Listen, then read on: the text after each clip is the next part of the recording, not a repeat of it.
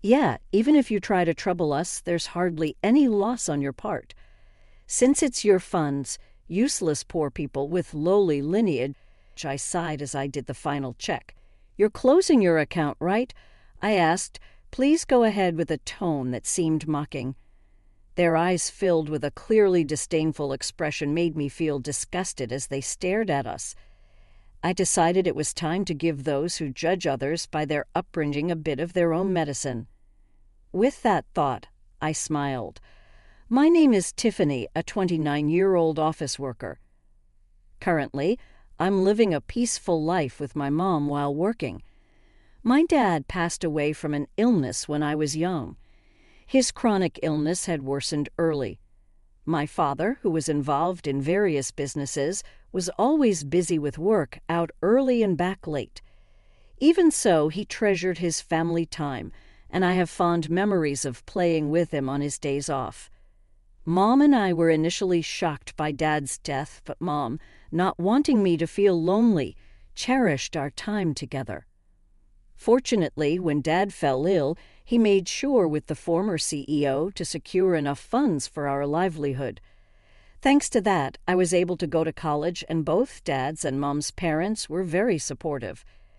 Especially my paternal grandparents, who lived nearby, took great care of me when Mom was at work. We still go back to both sets of grandparents for holidays like Christmas and spend time together. I am who I am today thanks to the support of many people. To give back, I went to a national university and got a job at a major company. I thought about working at the bank my dad was supposed to inherit, but I chose a career I loved. As you're being told, do what you love.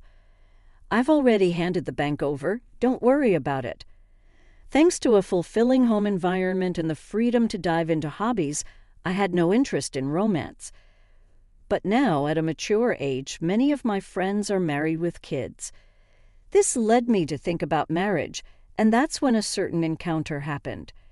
Hey, Tiffany, aren't you interested in love? That was the starting point, a question from a colleague at work. We've been close since our rookie days. You know, I have an acquaintance who's struggling to find a match. He's well-educated and handsome. You're highly educated too, Tiffany. Maybe you'd like to meet him. Really? I've always thought it's a waste for someone as high-spec as you. Tiffany, she said. There are even a few people in the office who are after you. She has a wide network and always shares various stories. She's living with her boyfriend she met at a party and seems very happy. She's quite concerned about my lack of romantic involvement.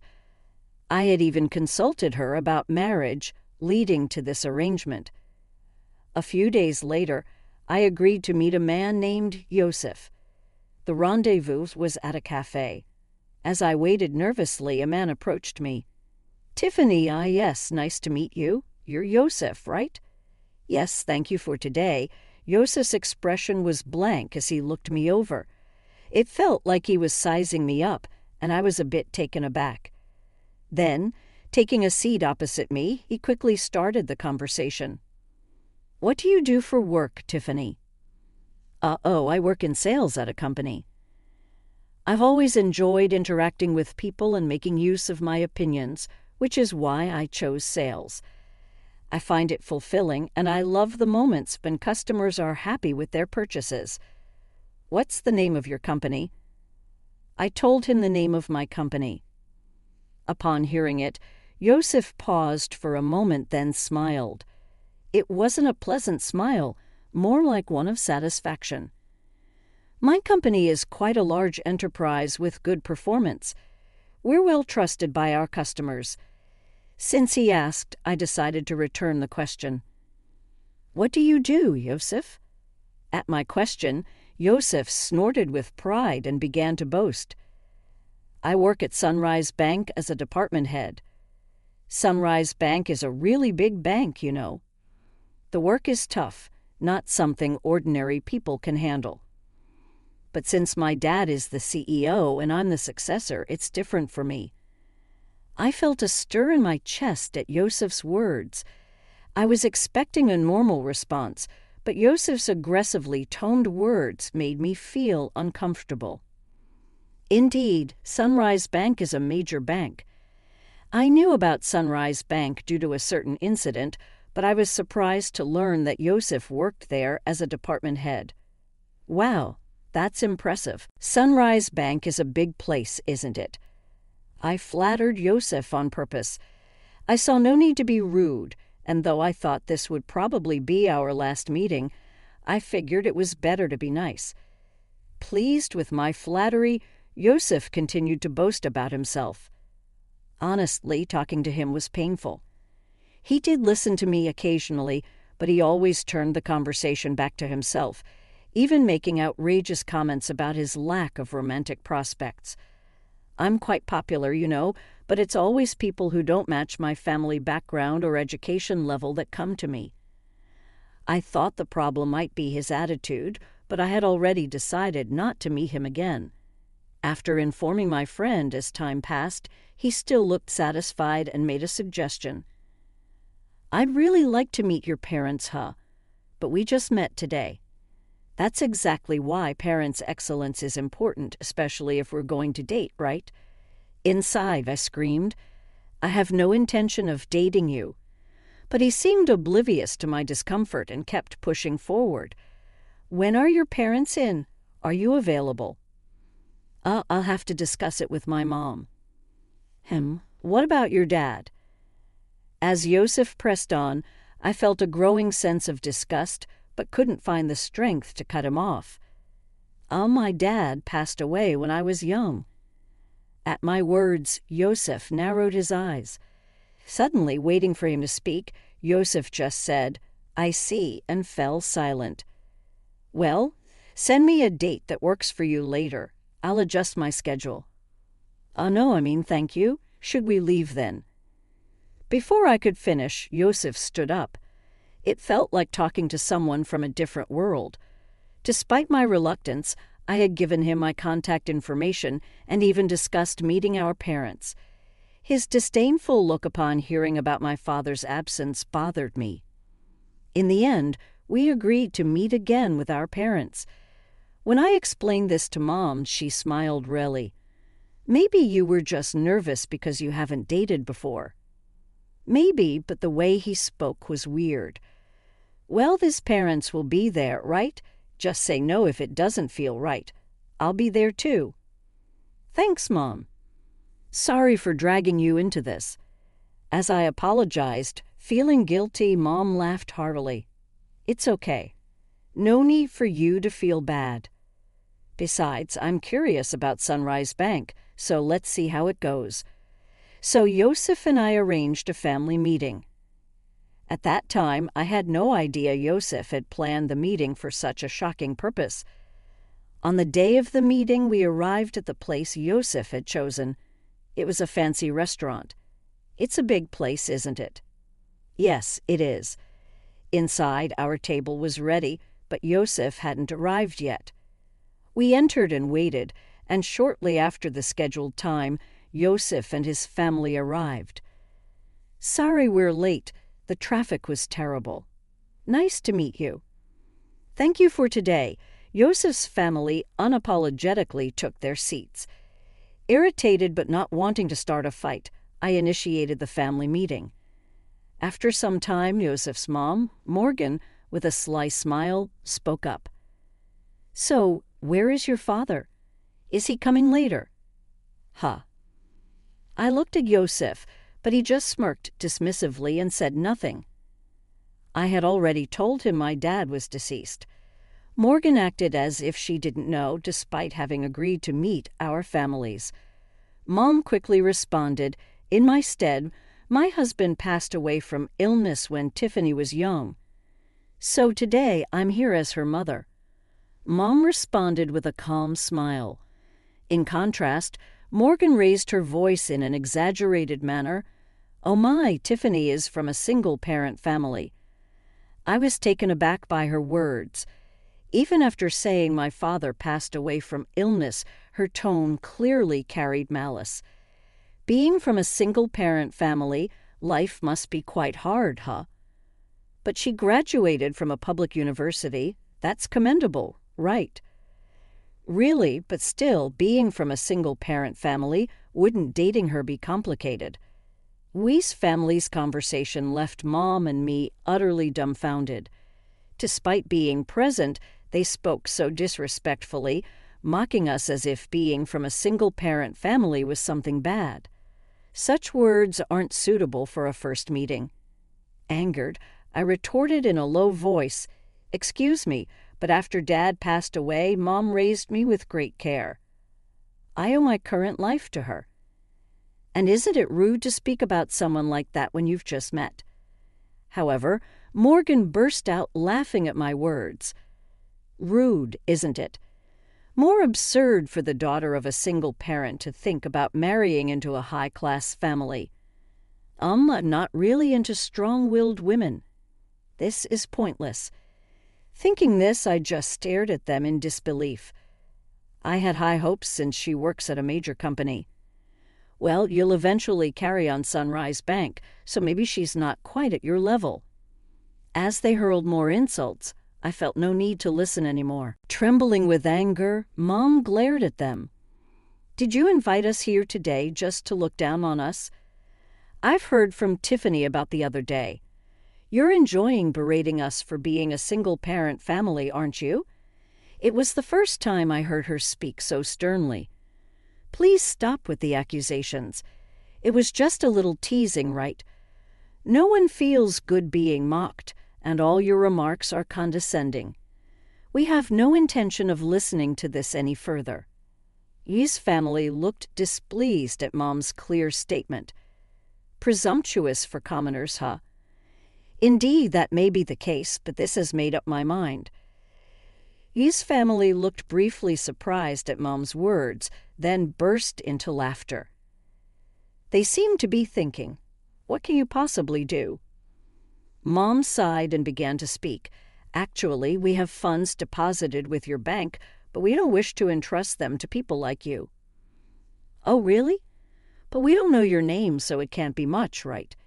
It's probably insignificant." "That's right. Even if you try to trouble us with your fun, it won't really affect us. Low-class poor people are not needed." I realized that even Mom's last attempt at reconciliation was in vain, but they continued to speak disdainfully, unaware. I sighed and made the final confirmation, "We're closing our account." "Okay, go ahead." With a mocking tone and clearly disdainful expressions, Yosef's family looked at us. I thought to myself, let's make those who judge others by their background suffer a bit. I smiled at the thought. Is that so?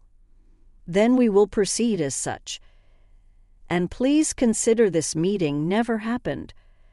Of course, we had no intention of marrying a daughter from a single-parent family. Well then, we will take our leave now. Mom and I stood up. Oh, don't worry about today's bill. It's too expensive for you. Is that so? Well then, with that, our family meeting ended. Later, I made a phone call.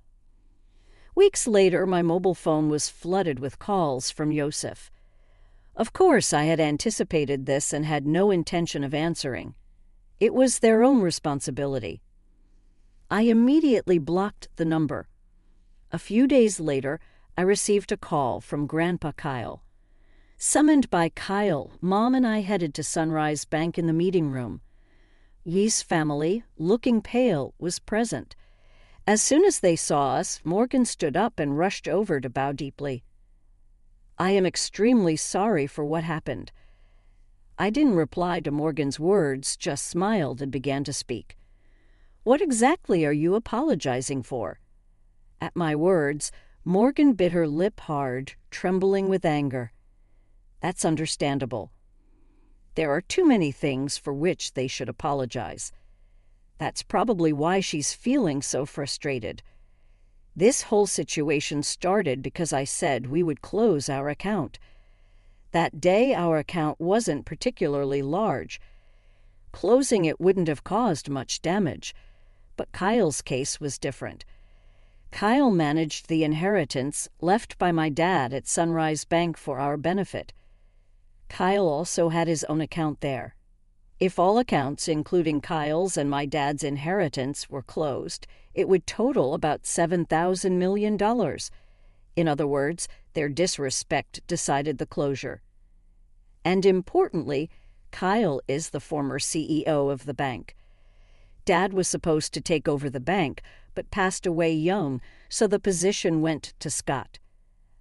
I didn't know that Tiffany was related to the former CEO. Scott, looking anxious, pleaded as if making an excuse. But that's no excuse. Even if they didn't know, their prejudice against our family is their own fault. You mean if we were relatives, you would have treated us differently? Hey, don't talk to Dad like that. It's your fault for not telling us from the start that your grandpa was the former CEO. I don't have any obligation to tell a stranger like you that. Besides, you were the one who started it and made fun of us, remember? Yosef, unable to retort to my words, narrowed his eyes in frustration. You insulted me knowing I was from a single-parent family. When I said I would transfer the bank due to insecurity, you told us to go ahead. We just did as we were told. But it's just that. It may be just that for you, but have you ever thought about the feelings of someone whose family has been insulted?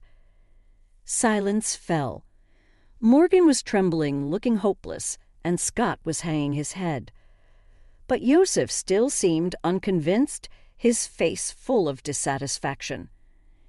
Getting all high and mighty just because people talk to you, Yosef remains unrepentant. At that moment, the door to the conference room opened and Kyle appeared. Seeing Kyle, Yosef's tone grew icy, and Morgan turned even paler. Frozen in place, only Yosef glared at me. Even after giving you a chance to reflect, you're still only thinking about yourselves, Kyle said, the former CEO. It's not my fault, it's her. Watch your words. If you continue, you'll end up even more miserable. Kyle silenced Yosef with his words, glaring sternly at Yosef, who was breathing heavily. Future CEO, huh? Kyle then turned his gaze to Scott. Scott shrank even more under Kyle's gaze. I understand wanting to leave the bank to your son, but now that I know his mindset, it's impossible for him to continue as CEO. That's ridiculous. Over something like this, Scott started to retort but sat down again under Kyle's gaze. You still don't understand that your attitude is the problem. Though I'm retired, the board will decide. If you have something to say it to them. Remember, we recorded the previous conversation and this one. Don't forget that. The voice recorder will serve as evidence. I took out a voice recorder in front of the three, impressed. I pressed play and the recorder started playing back our conversation from the other day. How dare you prepare something like that? It's unfair, Yosef exclaimed. It was just a precaution, but remember you forced me into this situation. I calmly responded. Yosef had nothing to say in return, and their faces turned pale. Thank you, we'll handle it from here, they said. So, Mom and I left. Ultimately, Kyle didn't transfer the funds, at least not officially. Scott was removed from his CEO position, and Yosef was demoted. Seemingly unable to handle the blow to his pride, Yosef resigned voluntarily. Kyle's influence in the financial industry meant Yosef would struggle to find work in the same field again. Whether Scott knew this or not, he seemed determined to work until retirement. But Kyle said it would be tough for him, both mentally and physically. Morgan, used to wielding power as the CEO's wife, apparently started part-time work to maintain her lifestyle. But her character likely made it hard for her to keep a job. I'm really sorry, Yosef said. It's okay, you didn't know right, I replied.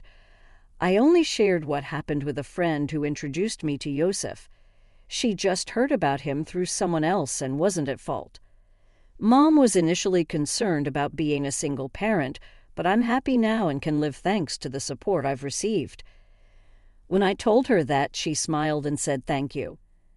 After everything was taken care of, Kyle told us to come over to his house again sometime. I'm really grateful for Kyle's help in resolving the situation, I said.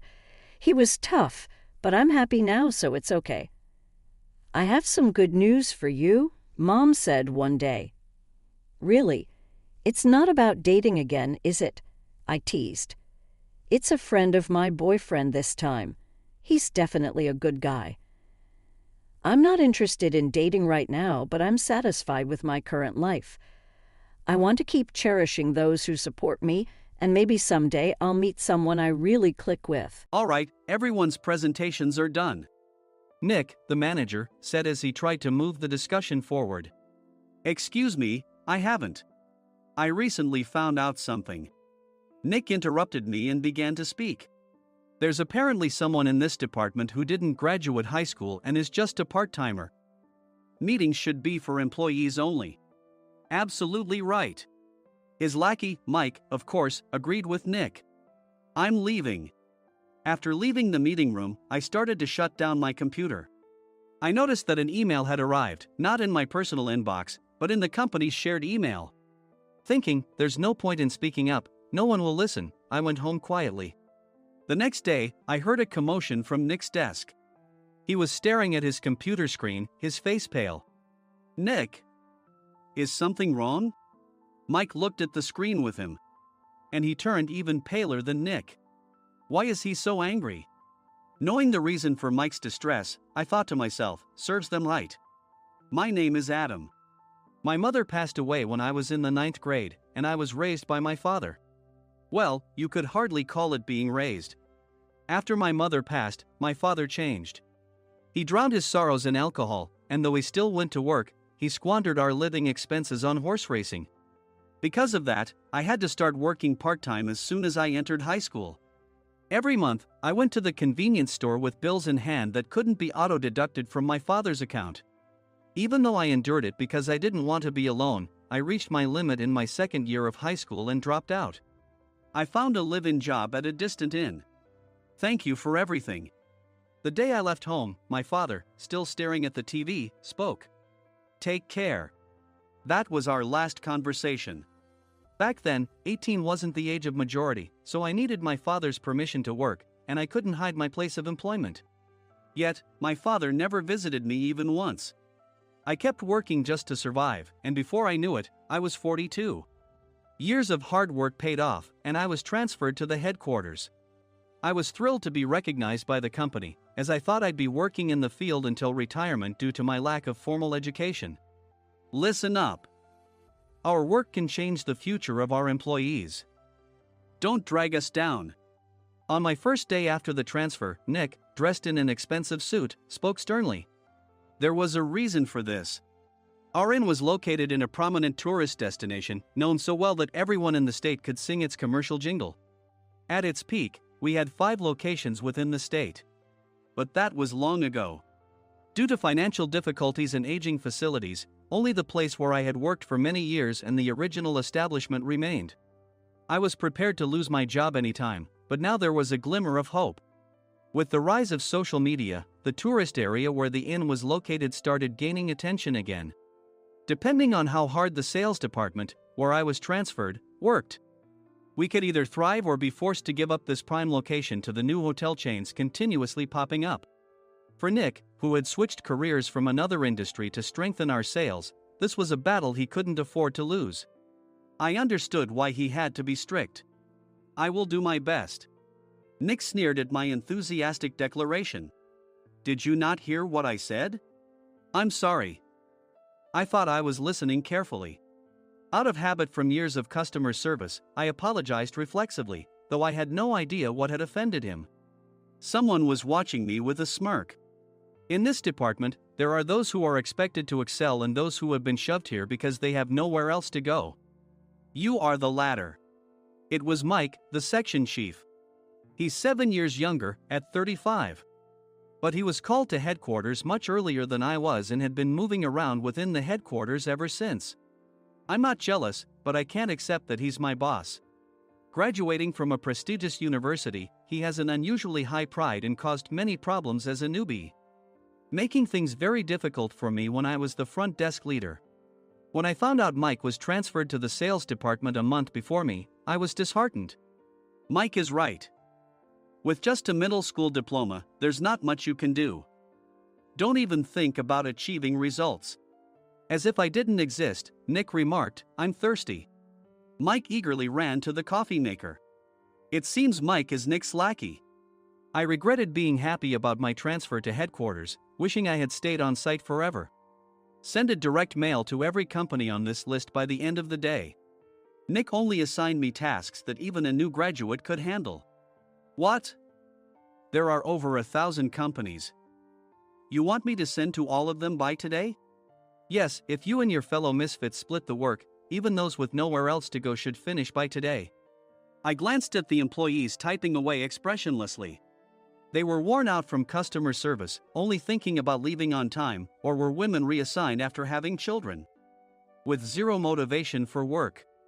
Even Sam, a new graduate from the same university as Mike, who was supposed to be among the expected achievers, had no enthusiasm for the job, having joined the company wanting to do customer service. I don't care what they say, I plan to quit any time, he said. Only Nick and Mike were highly motivated, making all the decisions between the two of them. I originally only wanted to work at the inn to survive and had no particular attachment to this job. I swallowed my words, thinking I had no right to reprimand them. About a month after the transfer, Nick told us with a frustrated look.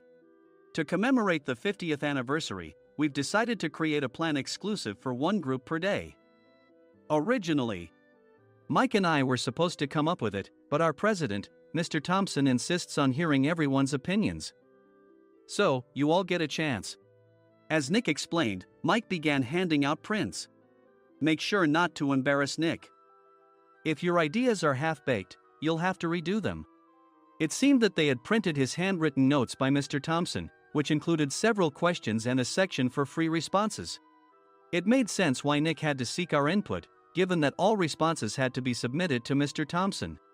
We were given a week to think about it, and a meeting was scheduled to compile our ideas. My plan is to let guests enjoy both the old and modern America. Nick began the presentations. Guests would watch a master confectioner at a nearby traditional sweet shop make sweets in front of them. The welcome drink would be premium tea in a bottle. Nick's plan was certainly attractive. After his presentation, Nick called on us to present in the order we were seated. Just as I stood up for my turn. All right, everyone's presentations are done. Excuse me, I haven't. I recently found out something. Nick interrupted me.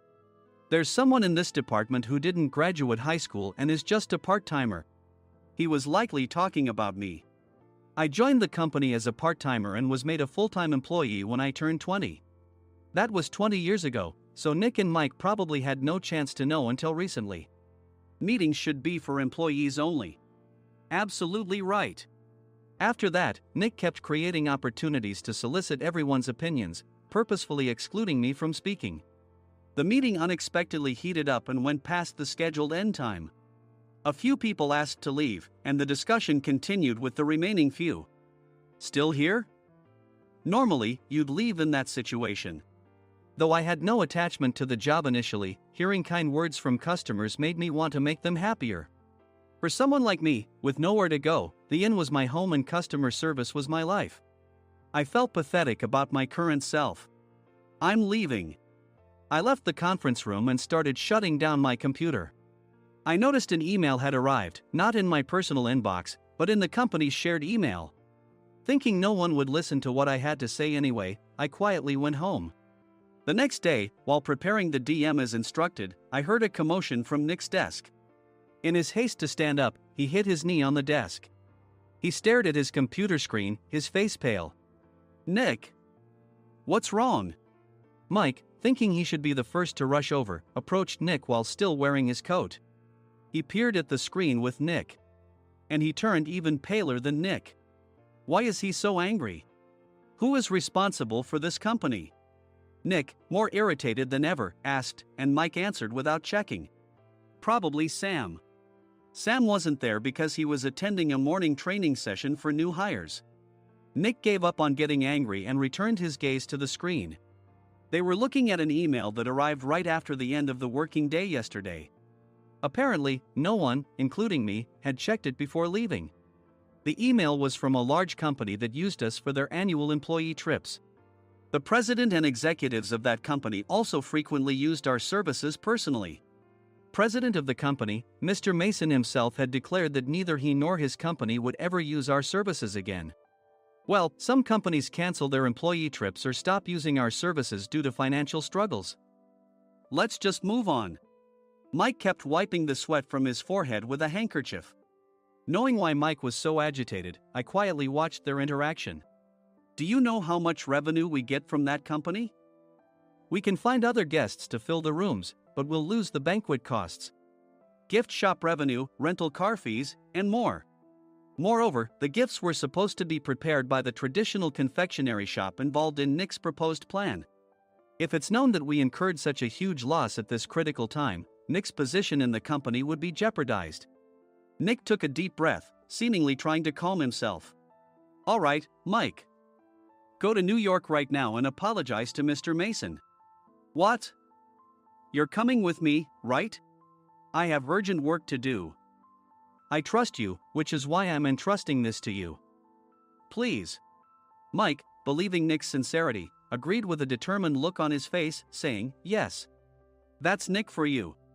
Even if Mike went to apologize, Nick would shift all the blame onto him if the client didn't change their mind. Well, it was Mike's fault to begin with, so it served him right. About 3 hours later, Sam answered a call from somewhere and repeatedly apologized, saying, I'm very sorry. Everyone watched to see what was happening. After ending the call, he informed Nick with a weary tone. When Mike arrived at the client's company, he only made things worse, further infuriating Mr. Mason. He was demanding, get his boss here immediately. It was no wonder Sam was exhausted, dealing with such a call right after returning from training. What is that idiot doing? All right, Adam, you're coming with me. If sacrificing Mike didn't work, then I must be next. Normally, I'd want to refuse at all costs, but I saw an opportunity in this situation. If I can be of assistance, I'd be happy to join you. I obediently followed Nick, and we flew to New York. When we introduced ourselves at the reception, it became clear how serious the situation was, as the receptionist personally escorted us to the president's office. Angry voices leaked through the door, making both Nick and me uneasy. Excuse me. I'm Nick, the supervisor.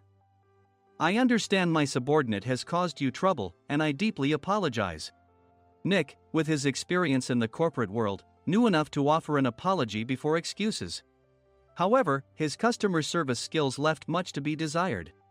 I sighed as I saw Mike trembling like a small dog in the corner of the room. What kind of training are you giving your subordinates? Mr. Mason glared at Nick with a red face. The intensity of his gaze made even Nick take a step back. Regrettably, I joined this company only 2 years ago and was unaware of Mike's issues. I should have identified his shortcomings sooner. Indeed. I should have realized sooner. No sensible person would come to apologize and then give a lengthy presentation on the drawbacks of not using their in. Nick froze, his mouth slightly open. Suspecting the worst, I picked up the documents that had fallen to the floor. It seemed Mike hastily prepared these documents on the plane, listing the disadvantages. Disadvantage 1: if you change the venue for the company trip, employees might suspect it's for cost-cutting reasons, leading to a negative impression. Reading it aloud half-jokingly, Nick snatched the papers from my hand and checked the contents with a furious expression. Among the stack of documents was a receipt from a nearby convenience store's copy machine. I felt a pang of dread, hoping he hadn't shown the receipt as well. What do you think he said when I asked what kind of nerve he had to do this? I'm very sorry. Faced with the dire situation, Nick must have thought there was nothing left to do but apologize. In a voice smaller than I'd ever heard from him, he uttered words of apology. He said, I'm a Harvard graduate. I don't believe I said anything wrong. Mike, what have you done? Forgetting his plan to pin the blame on Mike, Nick yelled loudly, even in front of Mr. Mason. I didn't do anything wrong. You're still saying that? Look at him. Mike pointed at me with a shaking hand. I was assigned to headquarters in my 20s and now I'm a section chief. This guy only made it to headquarters at 42. Everything I've done proves I was right. So why are we losing the contract? Having said his piece, Mike collapsed to the floor. Of course. You were sent there because you had nowhere else to go. Mike never expected to hear such words from someone he looked down upon. He lunged at me, and Nick hurriedly stepped in to stop him. Mr. Thompson told me Mike is a quick thinker, and to take good care of him. There's no way he was pushed aside. Don't make things worse here. He didn't say quick thinker, he said only quick-witted, didn't he? I don't remember that part. I recalled the many troubles Mike caused when he was a newbie. When Mike was on the front line, his pride was so high that he never apologized to customers. Customer service, especially in our job, doesn't work alone. It brings both good and bad situations. If the front staff or housekeepers made mistakes, or the cleaning company didn't properly clean a room, one had to apologize to the customers regardless of personal fault. Mike, in such situations, would never apologize, insisting he wasn't at fault. This often angered customers, and as the front desk leader, I frequently had to apologize on his behalf. He caused complaints and disrupted operations, which is why he was quickly moved to headquarters. In departments where he didn't interact directly with customers, his quick thinking was beneficial and things went well. But it seemed his flaws were starting to show. Corporate reservations are supposed to be entered into the system by the sales representative. But a quick check yesterday revealed that more than 10 items were missing from the client's reservation. The handover document clearly stated what needed to be prepared. Why didn't you enter it into the system? Why do we have to give them special treatment? Filling rooms near the banquet hall, setting up all the food in advance. Specifying the brand of wine, they're too demanding. No wonder he always angered customers, I thought, feeling a headache coming on. Grouping them in rooms near the banquet hall is for our benefit too. It makes it easier for the staff to set up beds and serve breakfast since everyone's schedule is synchronized. As for the other requests, Mr. Mason suggested them to lighten our load. I didn't know that. Nick finally seemed to realize that Mike was the one who had angered the client. What did you say to them? I just told them we wouldn't give them special treatment anymore. We shouldn't waste effort on things that don't bring in money. I was utterly exasperated at his lack of understanding of customer service. Of course, we shouldn't comply with unreasonable demands. But carrying over successful practices from past stays makes customers feel remembered and enhances their experience. Good memories encourage repeat visits. That's part of our job. I looked down at Mike, who was sitting on the floor. In our job, nothing is a waste. Mr. Thompson likely moved you to the sales department, hoping you'd finally understand this. How do you think he feels now that you've failed to meet his expectations? Mike, tears in his eyes, fled the president's office. I was amazed he still hadn't apologized. You have it tough, Adam. It's okay, we're all employees of the same company. I deeply apologize for this disrespectful incident. Especially after all the care you've shown us. If it weren't for you, Adam, I really would have stopped staying here. When I heard you were moving to the sales department, I was willing to reconsider if you handled it. Seeing us talk so amicably, Nick's face contorted. Do you two know each other? Adam's service is excellent. I always requested him specifically. Normally, we don't accept specific staff requests, but we made an exception for Mr. Mason, adjusting my shifts accordingly.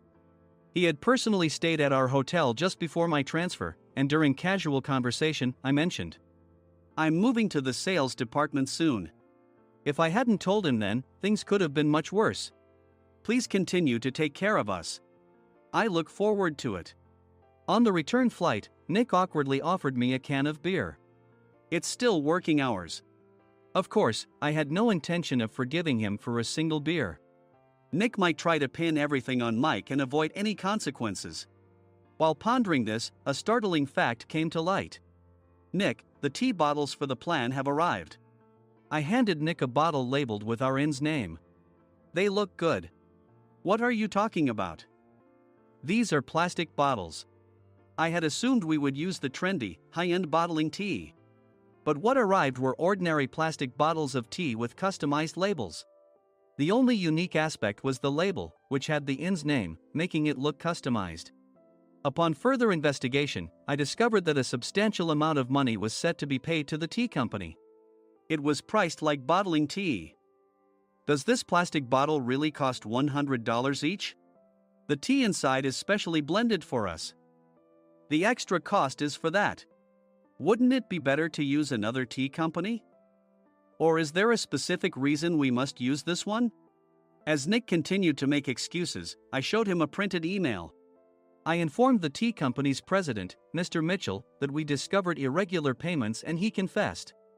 He said you two were high school classmates and planned to split the extra money. That idiot. Why did he confess?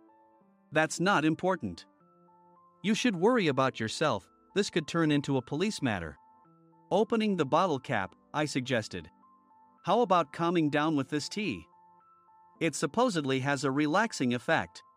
Nick drank the tea frantically. In the following days, decisions were made about their fates. Mike was reassigned to the General Affairs Department, with no chance of transfer or promotion, as per Mr. Thompson's orders. As for Nick, since the payment to the tea company hadn't yet been made, he narrowly avoided legal trouble. Instead, he was encouraged to leave the company, and to avoid further complications, Nick submitted his resignation. Rumor has it that connections between HR departments have made it difficult for him to find new employment. Even though it was good to have those two gone, something unexpected happened in the sales department. Everyone became motivated and united in refining the 50th anniversary plan. In the end, my plan was adopted.